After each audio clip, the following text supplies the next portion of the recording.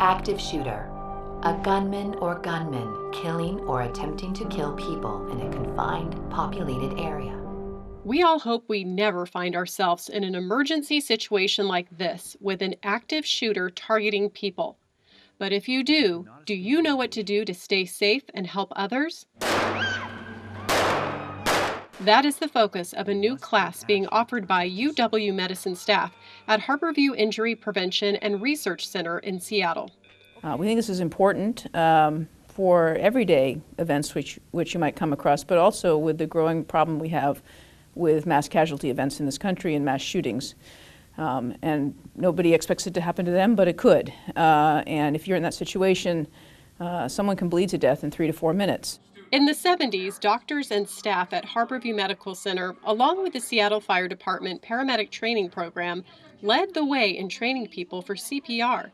And now they are doing it again. But this class, called Stop the Bleed, has a different focus. Twist, and then this one hooks in this triangle here like this.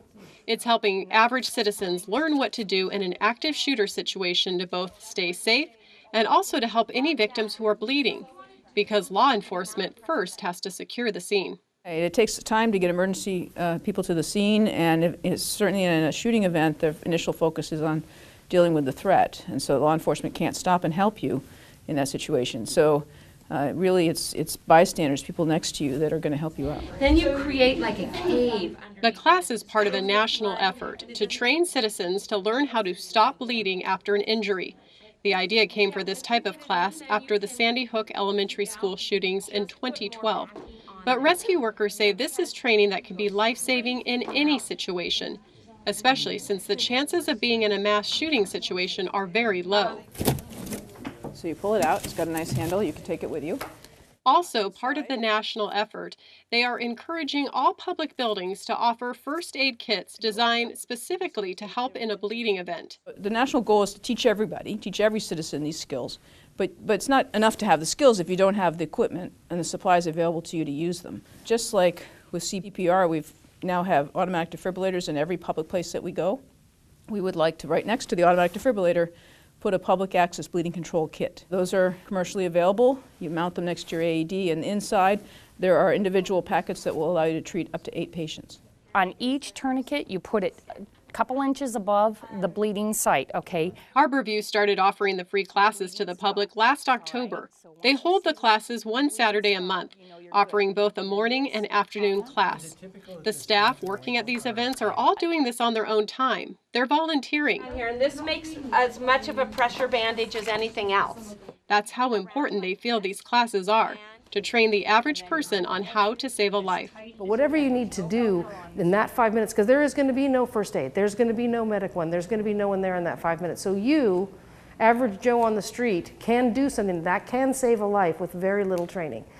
The class starts with a basic introduction, and then they watch this video produced by the LA County Sheriff's Department.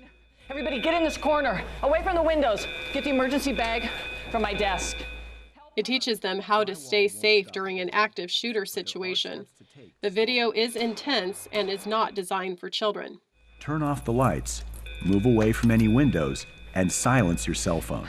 In this video, class participants learn the 3 basics of what to do in this type of an emergency situation where there is an active shooter. Run, hide, fight. When an attack starts, if you can find a way out of the location, do so. Get out. If you can't get out, try and hide. Lock yourself in a room. If you can't lock the door, build a barricade. Get away from the windows. And remember to silence your cell phone. And if you have to, as a last resort, emergency officials say be prepared to fight. If you cannot escape the location and you can't shelter in place, you may have to defend yourself as a last resort. The next part of the class is hands-on work, learning the important steps of how to stop bleeding. That includes, for serious bleeds, stuffing the wound. Then, if you run out of gauze, you shove a t-shirt in there. You shove whatever you can in there. And class participants also learn how to apply a tourniquet properly. You twist until the bleeding stops. So far, the response has been strong to the classes. They cap them off at 100 people per class. Those who attended say it was absolutely worth the time to take the class, and now they feel better prepared. Oh, it's not intimidating at all. It's just a matter of gathering knowledge so that if you ever need it, you've got it. Yeah, I mean, it's good. This is one more thing that I know that I can do. Hopefully I never will have to, but. These are two different wounds, and what you're going to want to do is you're going to want to take your Curlex and you're going to find the bottom of the wound. The next step for these volunteers with Harborview is to start training others to be able to offer the Stop the Bleed classes in their area, so that more people will get prepared, so they too can be empowered if they find themselves in a crisis situation, whether it's an active shooter, a natural disaster, a terrorist attack, or even a car accident. Any situation where stopping the bleeding means saving a life. I've been in contact with trauma program managers at many of the hospitals in Washington, working with them to get their people through our training so that then they can be certified instructors and they can start their own programs. So this will go out just like the rings after a rock on the ocean to kind of spread it out.